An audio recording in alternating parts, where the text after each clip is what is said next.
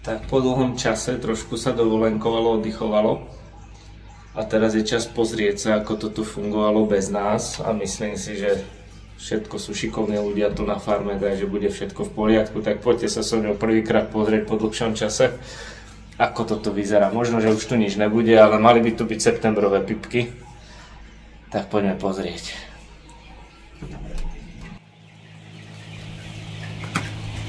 Ventilátor nám beží.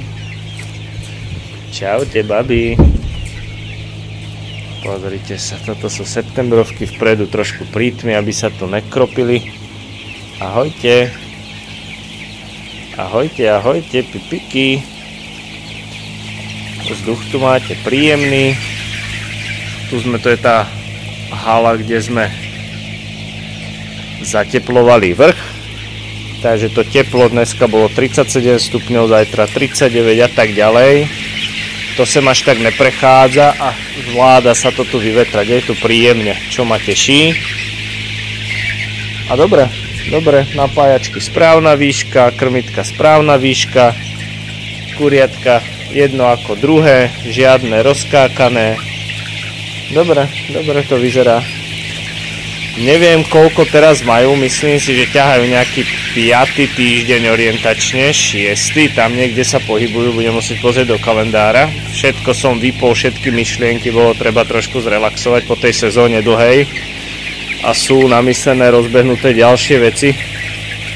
A treba si na ne oddychnúť, ale je to tu na oko to tu je plnka, ale večer keď si natočíme, tak to zase bude prázdno, len teraz všetky pobehujú, ale majú, dajme tomu 6 týždňov, 10 týždňov z nich dosť pôjde preč a plus zhruba 1/4 sa z nich bude sťahovať vedľa, lebo by to tu bolo preplnené, zatiaľ tu je placu a placu, ale budú sa sťahovať, aby mali dosť miesta. Pipiky, babule.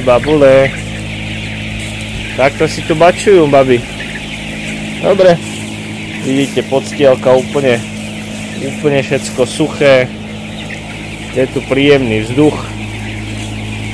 Pozrieme sa, mali by tu niekde aj tie napríklad amberky behať.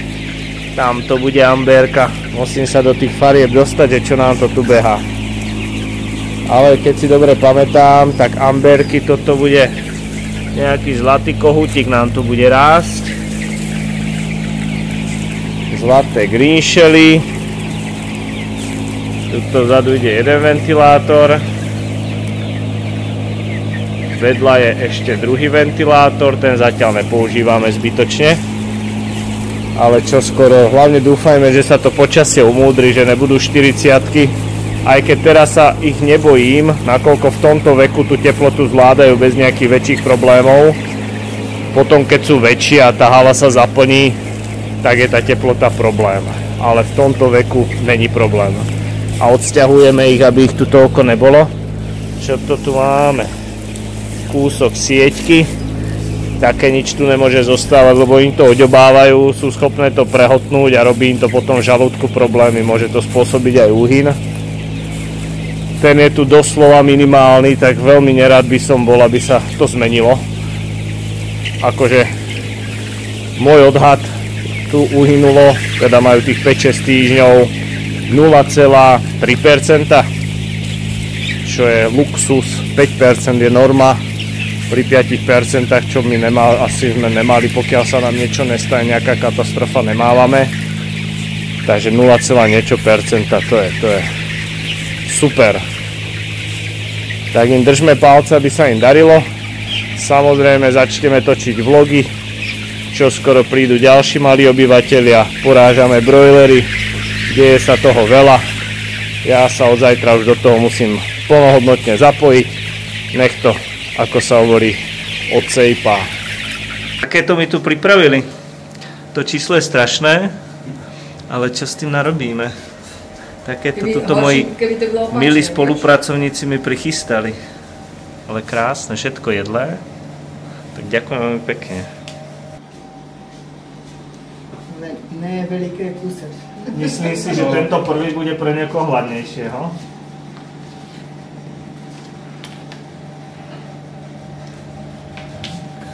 Ešte pohrať. Niečo fakt malého. Romku, tak toto je presne ten malý. No ne, pro mňa.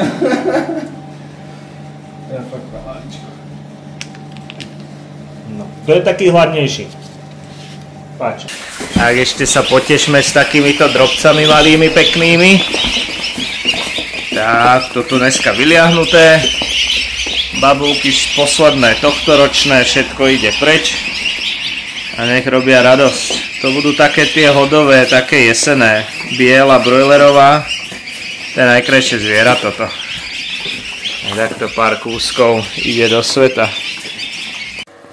Tak, brojleríky na zajtrajšiu porážku vyčlenené. Už sú to také koníky trošku. Práve teraz som aj dopočítaval. Toto boli tie, čo sme predávali 14-dňové, ale nebolo moc času na porážku. A tieto teda už majú 10 týždňov, takže aj by ste videli, že nekecáme a skutočne porážame a kupujete si vyzreté mäsko. Tak toto sú 70-dňové kurčatá. Už pomaličky finišujeme, inak ďalšie rastú. Pozor, tento kohutisko, ten má tak, no, asi ani nebudem typovať. My sme boli trošku teda odpočinúť a nestíhalo sa. A tu sú ešte zostatkové, asi na 2 porážania. Takže to tento týždeň dokončíme. A tie už teda budú mať pomaličky 11 týždňov. Ale už to končí. Takto si tu hovejú. Tie vpredu sú oddelené z dôvodu, aby neboli prístupné ku krmivu. Majú len vodu teraz. Samozrejme bez vody ich nenecháme v tomto počasí. Takže majú vodu. Pipiky, babi. Takže majú vodu, aby sa napili, ale krmivo, aby im vytrávilo do zajtra. Teraz je nejakých, koľko máme hodín? Počkajte. Máme 11. Takže budú nejakých 8 hodín tráviť a len piť vodu a zajtra ich spracujeme. Takže takto fungujeme a keď hovoríme, že dodávame kvalitné vyzreté mäso, tak toto je dôkaz. Tieto majú teda cez 10 týždňov majú tie kuriatka. Môžete sa tešiť, je to topka. Aj nás veľmi teší váš záujem. Tieto dokončíme a potom si ukážeme. V inej hale už dorastajú ďalšie pomaličky. Tie už sa blížia tak 2 kilám.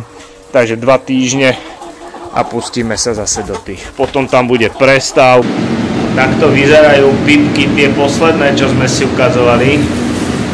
Pozrite, ako sú krásne žlté. Rovna ich balím. Takže takto tam dole odklapkávajú, to sa musí spláchnuť. Ale takto vyzerajú pekne vyzreté mäsko, pozrite, aké je tmavé, super. Takže kto by ste mali záujem, teraz sa dá september a tuším november to tam vychádza, objednať. Ľudia si veľmi chvália, tak chceme sa tomuto trošku viac venovať, pozrite, to je katalógu kurčat.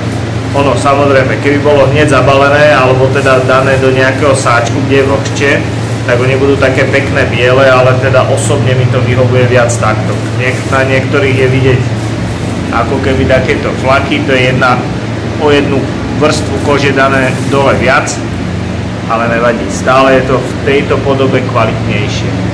Takže pipiky idú do sveta. Nádhera. Tu už ich máme v sáčku. Pozrieme, koľko takéto jemne prerastené vážia.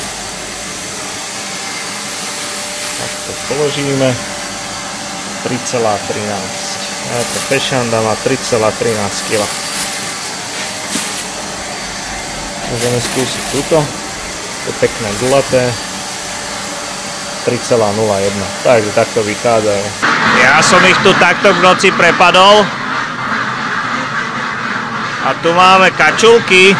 Tiež, kto by ste mali záujem, tak budú k odberu. Neviem, kedy sa do nich pustíme, ale myslím si, že budúci týždeň nejaké vyskúšame. Trošku vám ich priblížim, lebo ak by som sa ja priblížil, tak ešte viac plaším. Musím kričať, lebo teda tie majú. Tí tlačia do sopránov. Takto si to pochodujú, cez deň ich púšťame von. Nemohli sme moc, lebo lištičky sa nám tu motajú a už by bola obrovská škoda. Kačky, kačky, kačky. Ale teda aj takéto niečo sme odchovali. Takto vypadá smetiarka.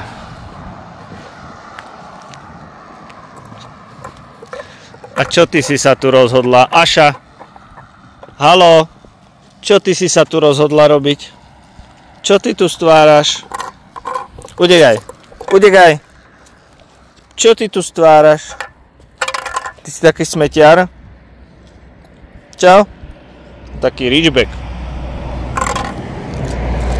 No? A čo teraz? No? Doroto. Čo ty robíš? Bordel robíš? Potom fúka, všade to tu je. Dali sme sa do mulčovania. Tento kúsok ešte nie, ale tento už je.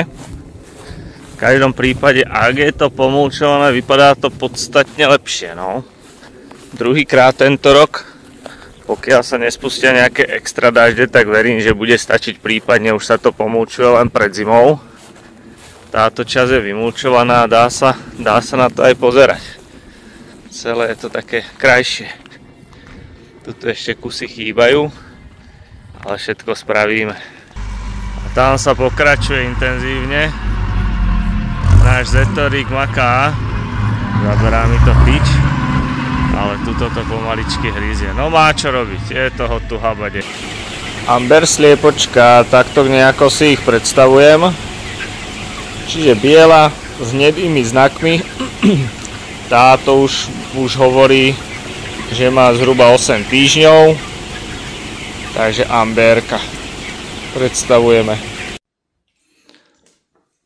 Čo sme chceli povedať na záver? Čo treba pridať?